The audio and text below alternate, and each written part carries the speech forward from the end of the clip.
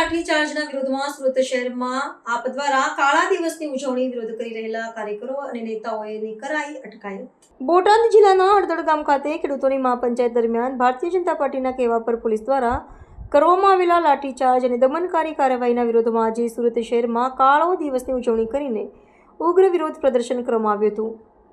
સમગ્ર ગુજરાતમાં આમ આદમી પાર્ટી દ્વારા દમનકારી કાર્યવાહી સામે વિરોધ નોંધવા માટે કાળી પટ્ટી બાંધીને પ્રદર્શનોનું આયોજન કરવામાં આવ્યું હતું। આ વિરોધ પ્રદર્શન દરમિયાન સુરતની પોલીસે આમ આદમી પાર્ટીના વિરોધ પ્રદર્શન કરી રહેલા કાર્યકર્તાઓ અને નેતાઓની અટકાયત કરી હતી। આપ દ્વારા પોલીસ પર ભ્રષ્ટ ભાજપના ઇશારે કામ કરવાનો અને વિરોધનો અવાજ દબાવવાનો આક્ષેપ કરવામાં આવ્યો છે। બોટાદમાં ખેડૂતો અને પોલીસ વચ્ચે થયેલા હિંસક ઘર્ષણના પગલે આપના નેતાઓ પ્રવીણ રામ અને રાજુ કરપડા સહિત 85 લોકો સામે હત્યાનો પ્રયાસ અને ગેરકાયદેસર મંડળી રચવા બદલ પોલીસ ફરિયાદ દાખલ કરવામાં આવી છે।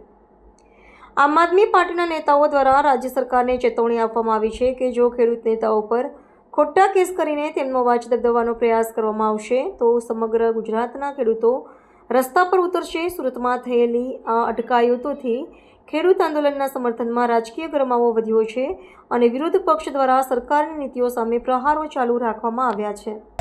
ભાજપે બુટલેગરોને મોકલી પથ્થરમારો કરાયો અને ખેડૂતોની ઉપર લાઠીચાર્જ કર્યો।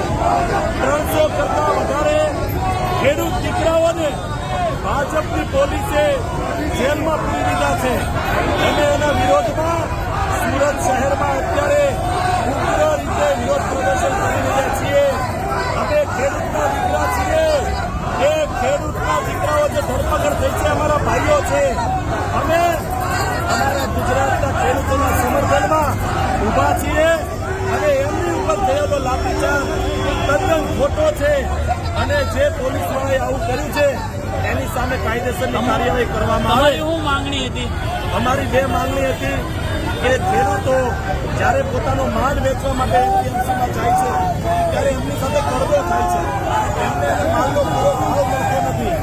1400 રૂપિયામાં સોદો થયો હોય અને માલ એપીએમસીમાં પહોંચે ત્યારે એનો ભાવ ઘટાડી નાખે તો એ માંગ હતી કે હરાજી થયા પછી બીજી વખત ત્યારે ભાવ ઘટાડવામાં ન આવે અને એના પછી માંગણી અમારી એ હતી કે જે માલ એપીએમસી સુધી પહોંચાડ્યો હોય એ માલ ખેડૂતોએ ક્યારેય જમીને નાખવાનો જોવો જોઈએ।